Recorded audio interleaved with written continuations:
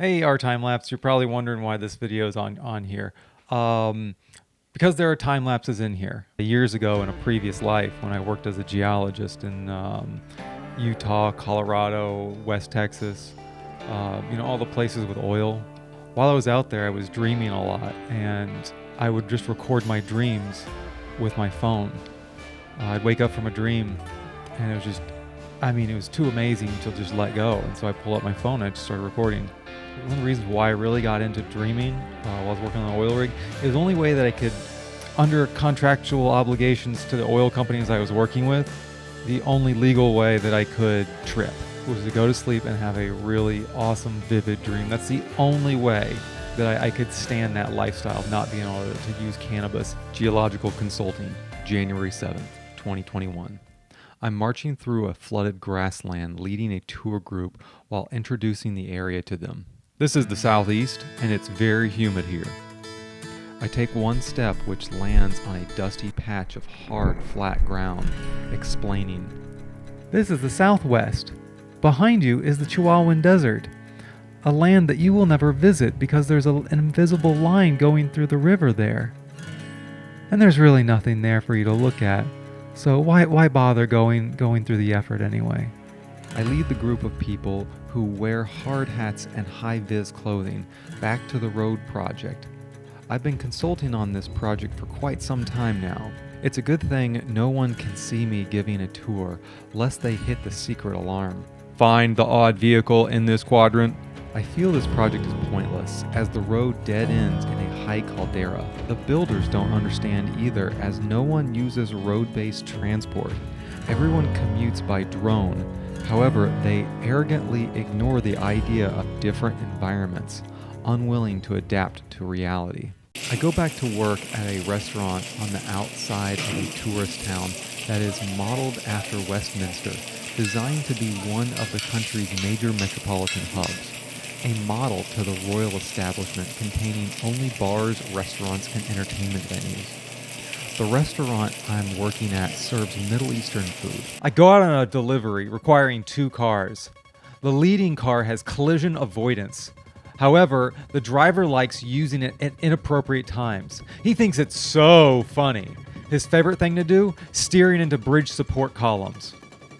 Yeah, the more damage that would have been done, the more funny he thinks it is. Collision avoidance always taking control at the absolute last second to avoid disaster, steering him away. The car still crashes, but the damage is never more than a heavy ding or a scrape. Nothing he can't drive away from, which he enjoys. When we get back to the restaurant, we find the waitstaff totally swamped by a dinner rush. There's so many people, all they can do is give out appetizers, as this is all the chef can mass produce. The bartender and barback are just cracking beers, making cocktails, and encouraging people to open up the floor for a dance floor, as well as asking them to leave on the table what they feel is fair. The dance floor is quickly overrun with elderly people dancing to slow violin music. A woman misses her 7 o'clock reservation. I call her phone, no answer. I leave to visit other restaurants, calling out, "Stearns, party of one?" I ask my Uber driver, "Have you ferried this name tonight?" I felt it suspicious that every driver I question responds, "I don't understand. What are you wanting to say?" My attention shifts to Googling Uber that picked up Stearns, destination, my work. Surprisingly, I didn't get any useful results. Beginning my long walk back to the restaurant, I climb through many obstacles. The first being a Middle Eastern Asian Renaissance museum where art covers the walls. It's so crowded I must squeeze through the crowd. I have a mask on my chin and 2 over my mouth and nose. The assemblage of work is compiled in such a way as to be indistinguishable from JavaScript. I meet with people in the crowd. One is the actual artist of a collection in which they cropped a series of photos into pieces, keeping the pieces displayed in place but selling them separately. I buy one photo piece by piece, reconstructing the photo on my phone. My tour group is shown a second collection by the same artist. Stepping towards the photo is smoothly cropped in deeper and deeper on an ovoid mirror entering into the smeared reflection of the opposite landscape. The sharp detail being the selfie of his face illuminated with an LED flash. The rest of the museum is also impressive. However, I'm no longer in the mood for it. I stop at a gray wall of stone that I must climb. The crowd pressing hard against the wall makes getting off the ground that much easier. Many in the crowd bicker, claiming, "The stones were collected from the promised land," while others say, "True, but all those blocks have since been taken by those that climbed the wall." Children fall and stumble down from the wall into the crowd. Some are in my way, requiring me to dodge away from the beaten path, where I discover a block of a beautiful lime green agate. I try kicking a piece loose from the massive block, but an instinct tells me to stop before my boss looks down at me. Fortunately, his curiosity wasn't piqued. If he had seen what I've found, he'd surely take it for himself. I hope no one else has seen me deface this spot, lest one of them steals my treasure. The descending children make me wonder if I'm going the wrong way. Fortunately, I remember the rules. Only pairs can safely descend, only an individual can rise safely. I take this as the best advice for completing a project, as stone is real. At the top, I look down and see a young, beautiful Indian or Middle Eastern looking woman standing at the base of the wall, not wearing any clothing. I could see her high IQ in her eyes. I climbed down to introduce myself to her, offering her hidden finances. I'm trying not to go that route today. I'm trying to get big later. I suspect she also wants to be famous. I admit to her. Someone like you standing around naked in public is sure to get famous. She doesn't understand I know where she needs to go, so I focus on my friend Robbie Schrader instead, in an attempt to forget about this woman. I hear behind me in the crowd, "They swapped the stones one by one." Turns out that there's a problem with getting back up the wall. Seems there's a natural disaster occurring on top, causing water to flow down the wall, forcing many climbers to fall.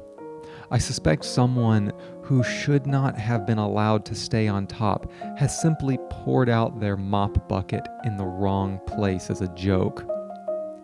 I'm not so high and am able to calmly and safely climb back down before the water reaches me.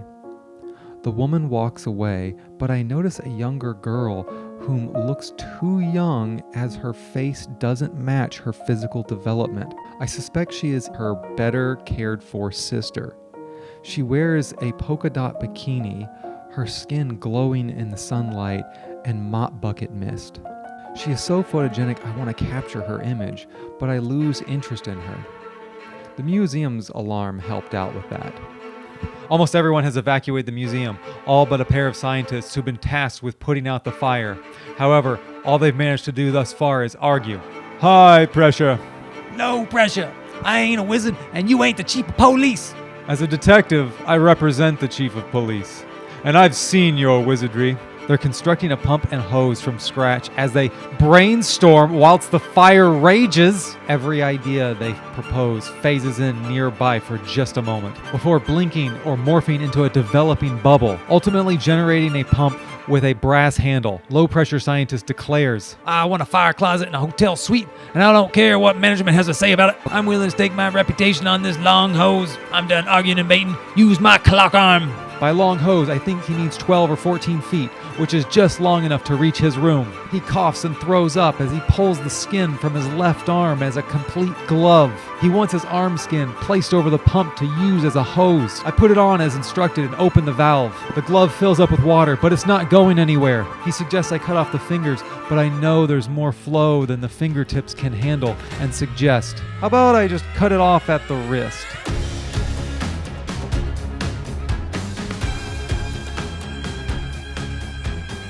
I want to thank everybody for supporting the channel, and for those of you who haven't yet but would like to, you can follow the links in the description below. The first one is to my book, What Dreams Have You Forgotten? It's a collection of dreams I transcribed during the pandemic when I was under the impression that I was dreaming. The next one is for my film, the roast of Casey Judson, also known as Casey Judson is Dead. I got a bunch of comedians together and asked them about Casey Judson, and I started each interview out with informing them that Casey had just died.